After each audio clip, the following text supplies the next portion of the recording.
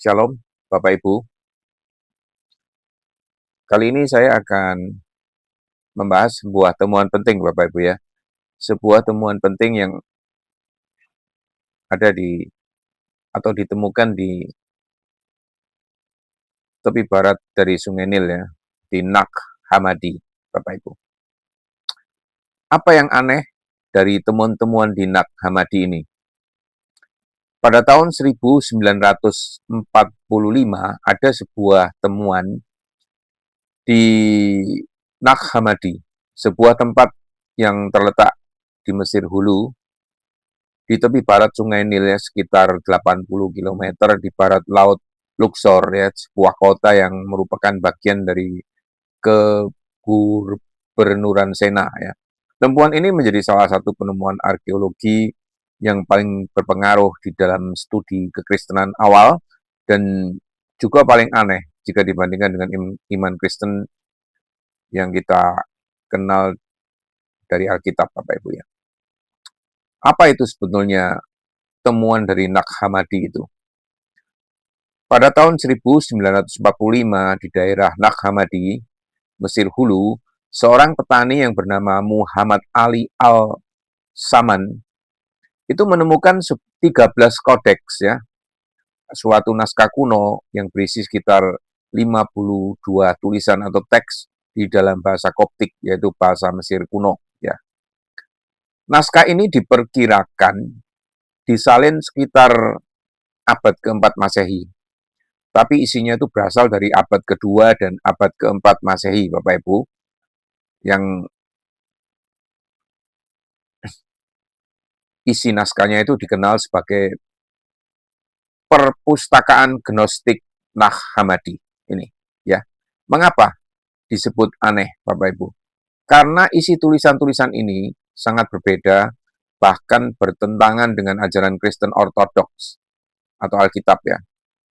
Tulisan-tulisan itu bukan bagian dari Alkitab, melainkan berasal dari kelompok Gnostik, yaitu sekte-sekte yang muncul pada abad kedua Masehi dengan ajaran-ajaran yang menyimpang, Bapak Ibu. Berikut adalah hal-hal aneh dan menarik ya dari temuan-temuan di Nag Hammadi ini, Bapak Ibu ya. Dari temuan ini ada gambaran tentang Yesus yang sangat berbeda, Bapak Ibu.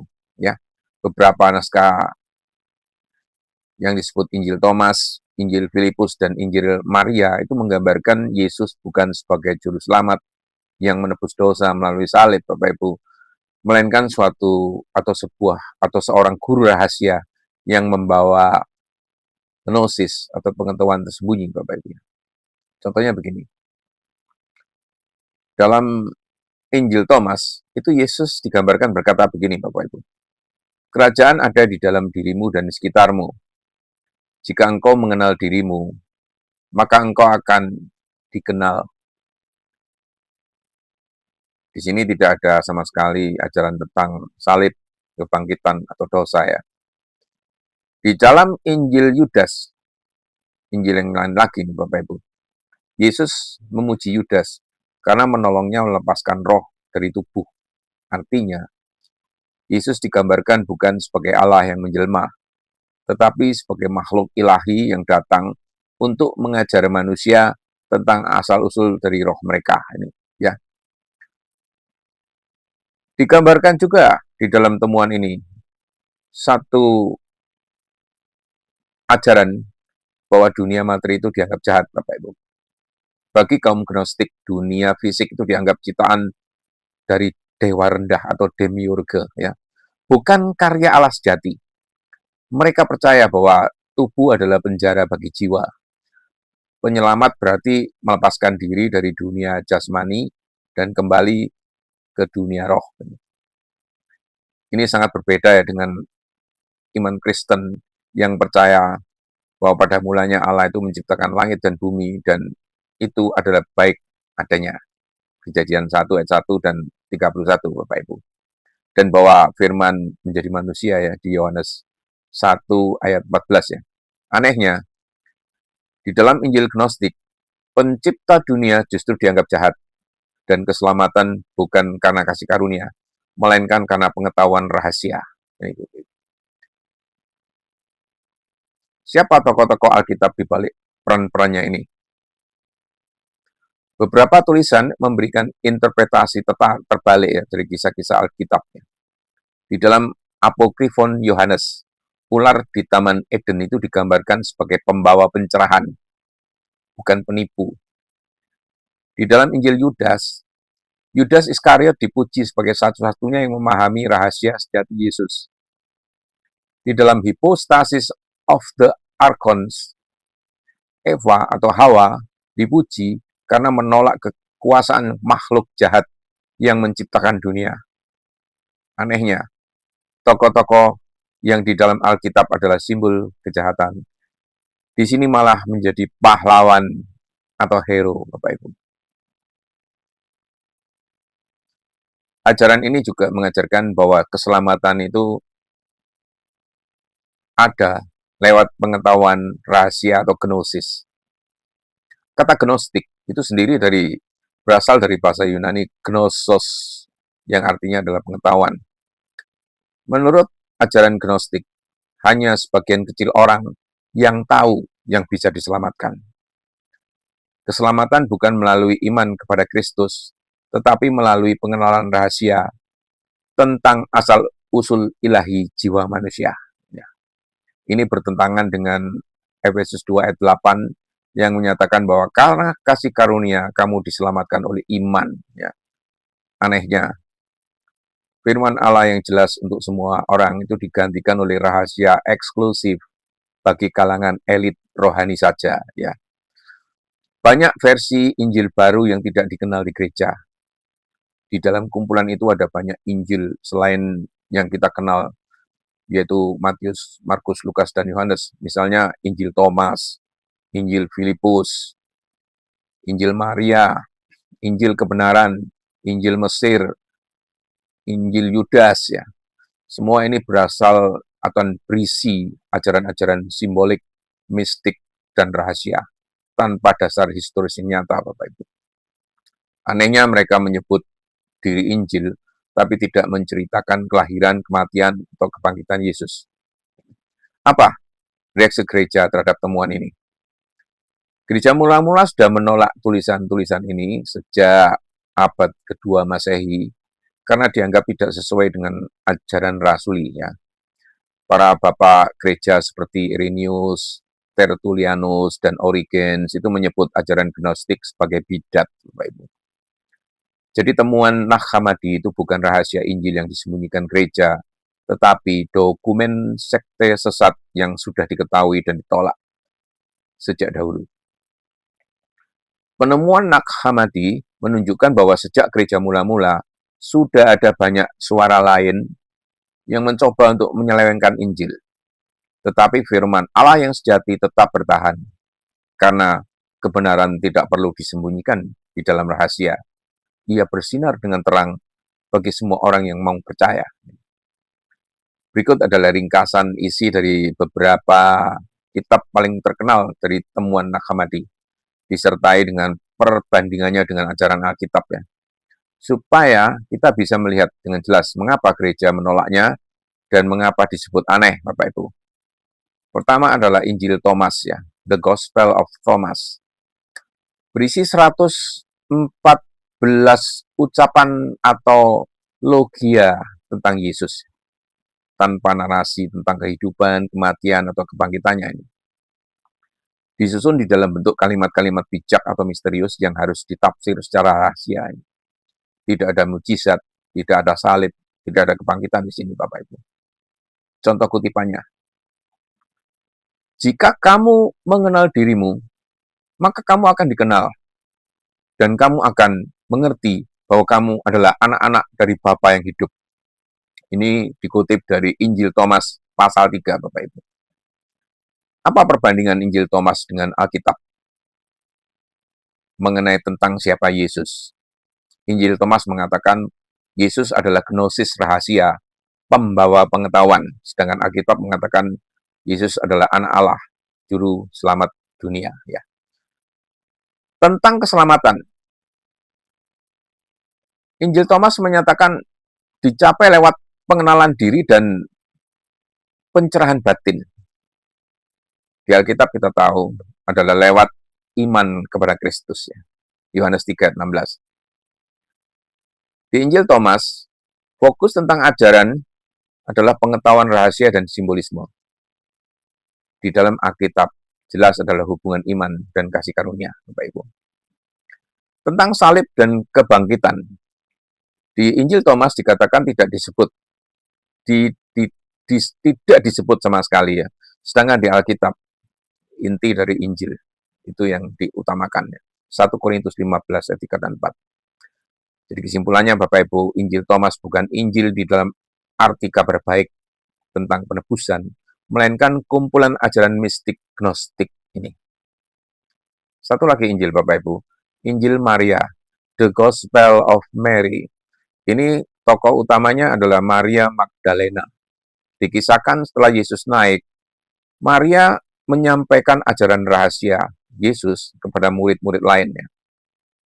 Petrus dan Andreas menolak ajaran itu, tetapi Maria menegaskan bahwa ia telah menerima wahyu khusus, menonjolkan peran pengetahuan batin dan kebangkitan rohani, bukan kebangkitan tubuh ya. Perbandingan Injil Maria ini dengan Alkitab tentang ajaran Yesus. Injil Maria ini memberikan wahyu rahasia hanya kepada Maria, menurut mereka, menurut Injil ini. Tapi menurut Alkitab, mengajar murid-murid di hadapan orang banyak. Ya.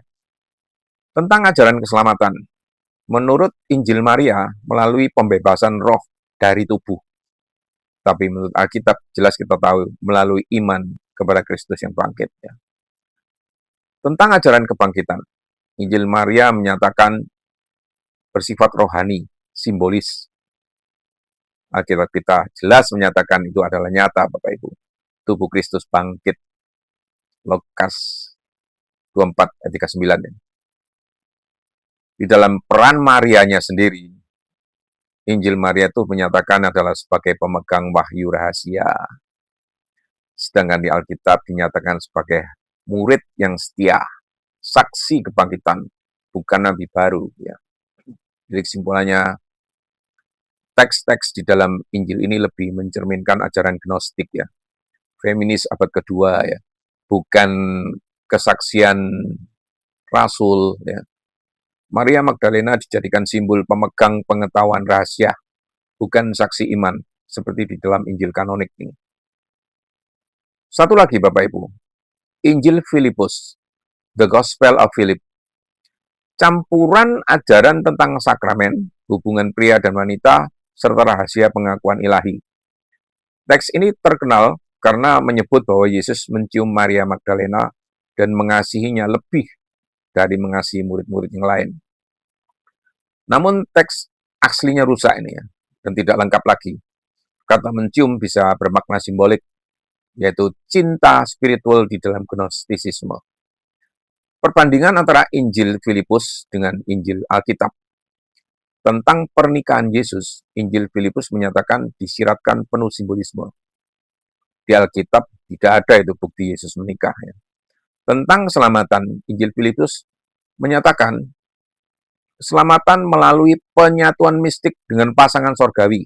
Di Alkitab kita tahu melalui iman kepada Kristus dan kayu salib. Hanya itu. Tentang sakramen, Injil Filipus menyatakan ritual rahasia untuk mencapai keilahian. Di Alkitab kita tahu baptisan dan perjanjian Kristen itu sebagai tanda dari iman, bukan rahasia. Itu ya. Nah, kesimpulannya Bapak Ibu ya jelas Injil Filipus adalah buku mistik sakramental gnostik ya. Bukan catatan sejarah. Kisah tentang Yesus dan Maria ini dipelintir oleh teori modern seperti di dalam Da Vinci Code ya. Padahal sumbernya itu tidak punya dasar teologi yang sah ini Bapak Ibu. Injil Yudas, The Gospel of Judas ya. Ini menampilkan Yesus di dalam dan Yudas itu di dalam suatu percakapan rahasia. Ini lagi-lagi rahasia Bapak Ibu. Yesus menertawakan para murid lain karena menyembah Allah yang salah.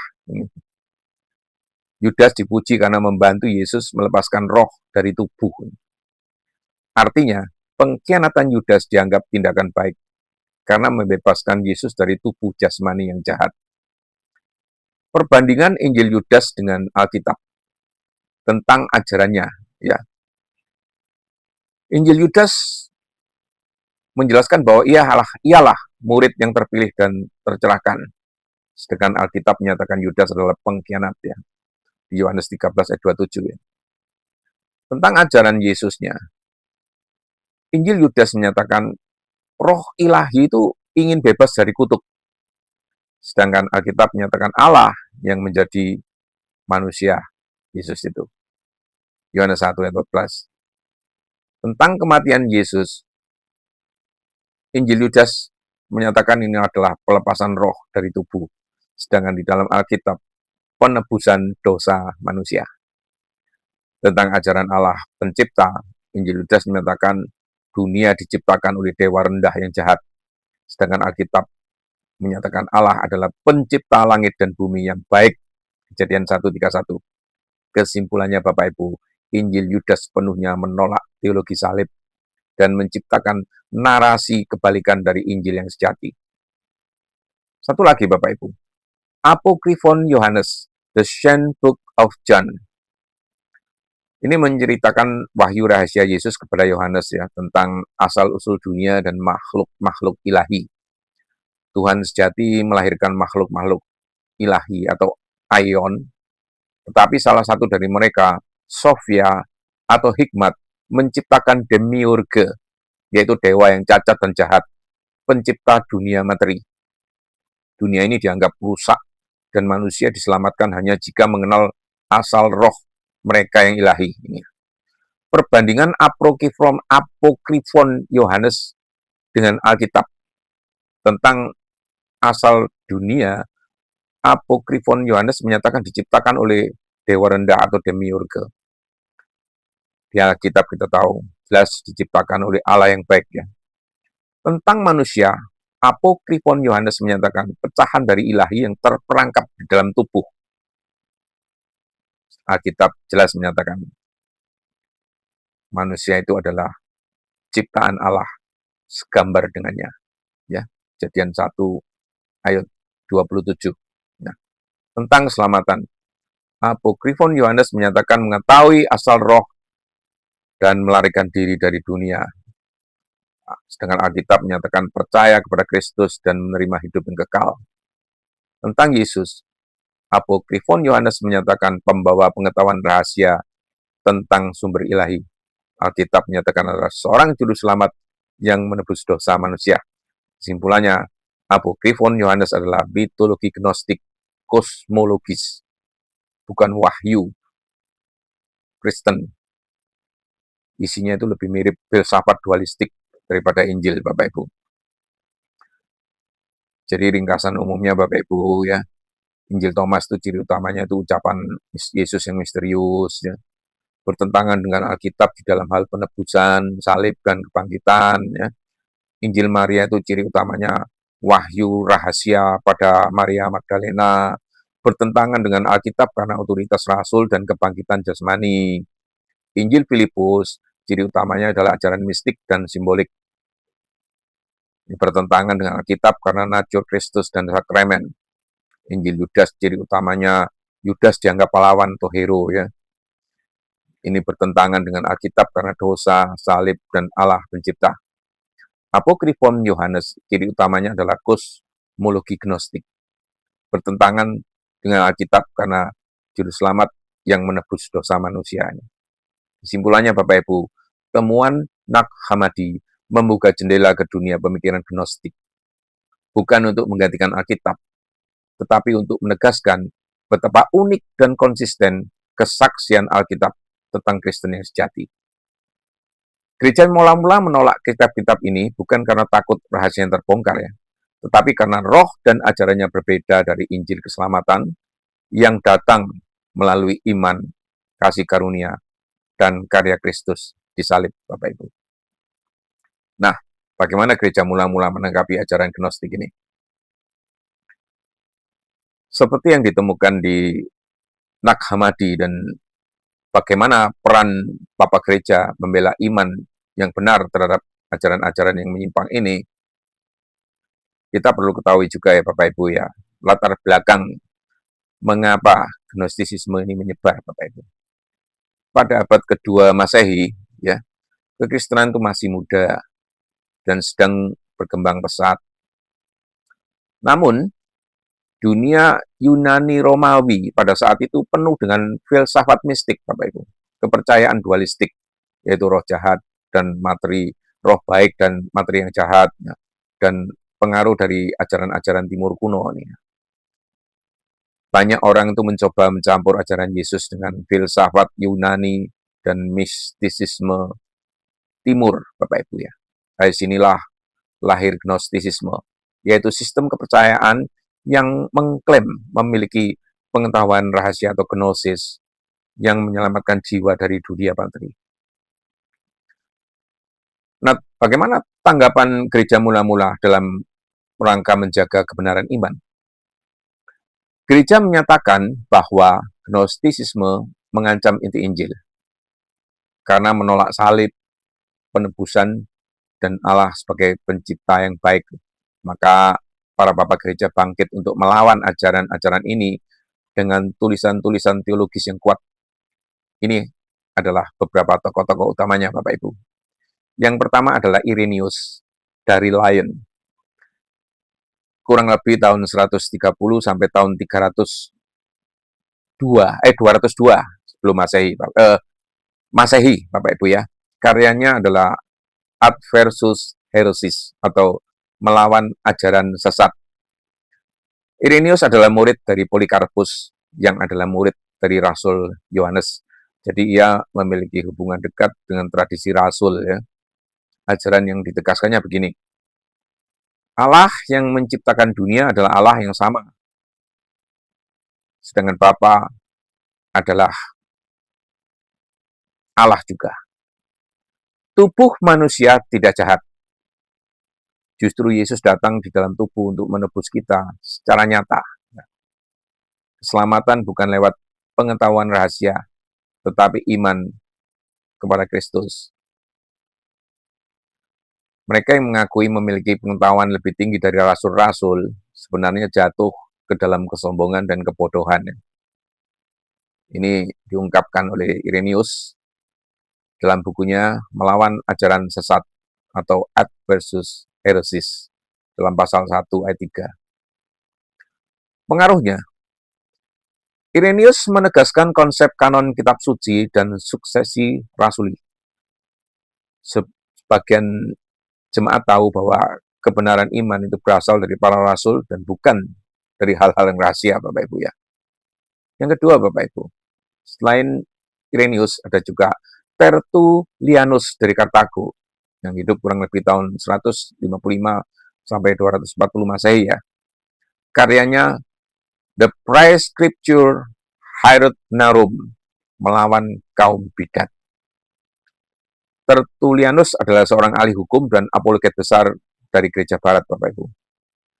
Ajaran yang ditegaskannya, Alkitab hanya boleh ditafsir berdasarkan iman yang diterima oleh para rasul. Ajaran yang muncul kemudian seperti Gnostik tidak punya hak menafsir Alkitab. Dunia dan tubuh manusia adalah ciptaan baik dari Allah. Dia mengatakan, apa hubungannya Yerusalem dengan Athena atau gereja dengan akademi filsafat? Tertullianus mengatakan demikian. Maksudnya adalah iman Kristen tidak boleh dicampur dengan filsafat manusia seperti Gnostisisme tadi. Orang ketiga, Origenes dari Alexandria. Kurang lebih tahun 185 sampai 254 Masehi. Karyanya The Principles. Sudah banyak lagi ya tafsiran Alkitab lainnya, Bapak Ibu ya. Origenes hidup di lingkungan yang sangat dipengaruhi filsafat Yunani. Jadi ia berusaha untuk menjawab Gnostisisme tadi dengan pendekatan intelektual. Ajaran yang ditegaskannya, Alkitab memiliki makna rohani, tapi tidak boleh dilepaskan dari makna literal dan historisnya. Yesus Kristus adalah logia ilahi yang benar dan menjadi manusia. Dunia ciptaan bukan jahat, tapi panggung selamatan Allah. Origen juga menulis tafsir sistematis Alkitab pertama di dalam sejarah, Bapak Ibu, menekankan bahwa kebenaran Injil tidak tersembunyi bagi segelintir orang, ya, tetapi bagi siapa saja yang rendah hati untuk mencarinya, Bapak Ibu.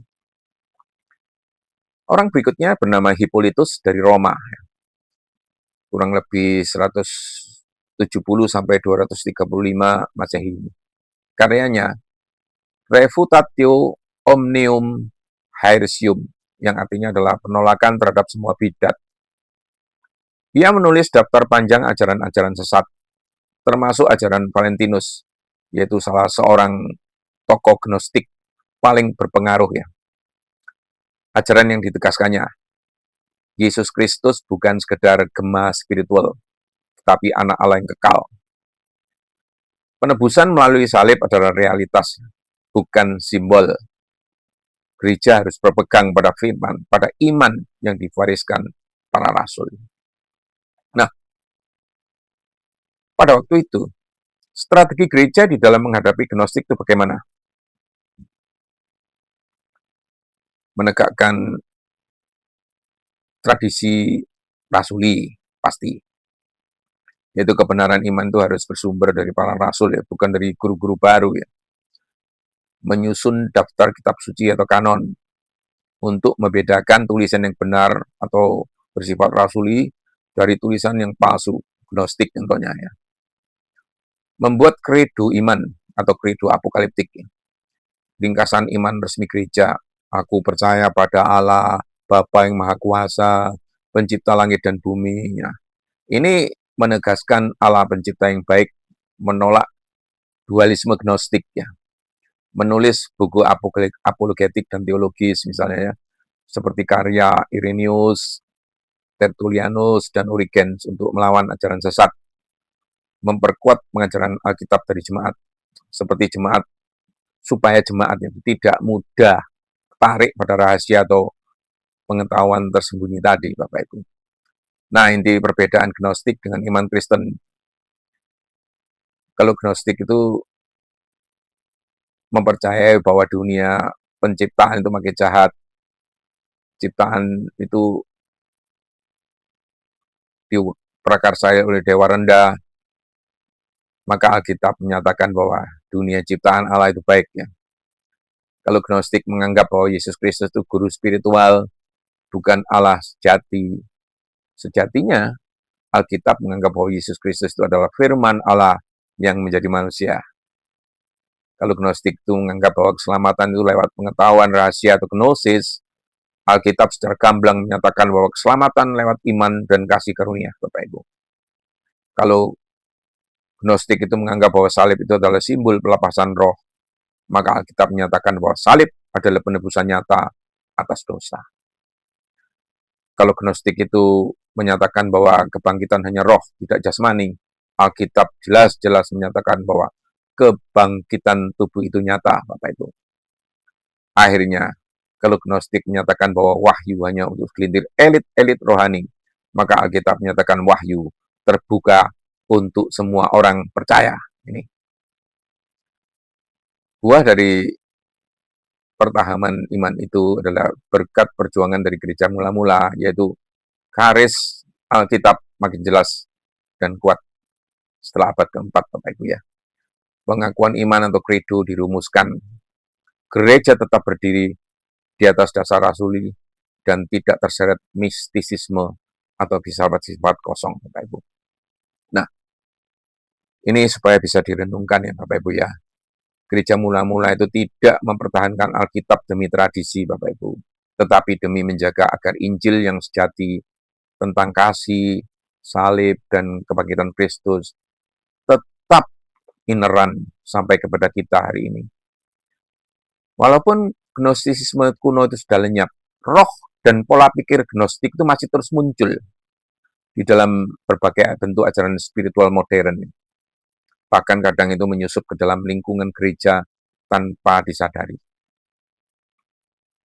Gnostisisme tidak pernah mati, Bapak Ibu. Hanya berganti wajah. Gnostisisme dulu berbentuk ajaran-ajaran mistik abad kedua, tetapi kini muncul dengan nama dan kemasan baru. Seperti ini, misalnya. Spiritual, tapi tidak religius. Kebenaran sejati itu ada di dalam hatimu. Nah, semua ajaran sama, asalkan kamu sadar siapa dirimu. Nah, ini semua adalah eko atau gema dari ide gnostik kuno, bahwa keselamatan itu diperoleh lewat pengetahuan batin, bukan melalui iman kepada Allah yang menyelamatkan. Bentuk-bentuk modern dari gnostisisme ini, Bapak Ibu, ini adalah contohnya, Bapak Ibu ya, gerakan New Age ini.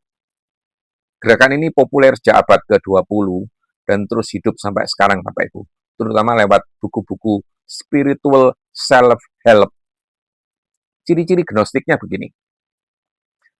Menolak Allah pribadi, menggantinya dengan energi universal. Nah, menyatakan bahwa manusia itu memiliki ilahi di dalam diri atau inner divinity. Nah, keselamatan dipahami sebagai menyadari dirimu sebenarnya. Nah, dunia fisik dianggap sebagai bayangan, bukan realitas jati. Ini serupa dengan ajaran gnostik kuno, ya. Bahkan manusia adalah percikan ilahi yang terperangkap di dalam tubuh fisik dan perlu pengetahuan rahasia untuk membebaskannya. Lagi-lagi rahasia terus ya Bapak Ibu. Bandingkan dengan kebenaran Alkitab. Karena kamu telah dibeli dan harganya telah lunas dibayar, maka muliakanlah Allah dengan tubuhmu. 1 Korintus 6 ayat 20. Mistisisme esoterik dan Kristen baru ini, ya, hati-hati dengan ini ya. Beberapa gerakan modern menggunakan istilah Kristen, tetapi menafsirkan Yesus itu secara simbolik, bukan historis. Contoh ajarannya begini, Bapak Ibu. Yesus hanyalah guru pencerahan. Kebangkitan berarti kebangkitan kesadaran, bukan kebangkitan tubuh, misalnya. Salib hanya simbol evolusi jiwa. Ini semua persis dengan konsep Yesus di ajaran Gnostik. Dari Injil Thomas atau Injil Maria Magdalena ya, di Nag Hammadi. Namun iman Kristen menegaskan, jika Kristus tidak dibangkitkan, maka sia-sialah kepercayaan kamu. 1 Korintus 15 ayat 17. Apalagi relativisme modern. Gnostisisme modern sering berkata begini, tidak ada kebenaran mutlak, kebenaran ada di dalam setiap orang. Padahal Yesus berkata dengan jelas, Bapak Ibu, akulah jalan, kebenaran, dan hidup. Yohanes 14 ayat 6. Relativitas ini sangat halus ya, tetapi menghancurkan dasar iman, Bapak Ibu, karena mengganti wahyu Allah dengan pendapat pribadi, menghapus garis antara terang dan gelap, dan ini meniadakan otoritas kitab suci, tentu saja. Ada bentuk-bentuk gnostisisme di dalam gereja. Hati-hati Bapak Ibu ya. Sayangnya ada juga versi gnostis halus yang kadang muncul di dalam lingkup gereja modern. Misalnya apa Bapak Ibu? Mencari pengalaman rohani tanpa pertobatan. Ini cirinya. Banyak orang mengajar sensasi rohani, penglihatan, suara, atau pengalaman supernatural, tapi tanpa menguji dengan firman dan tanpa buah pertobatan.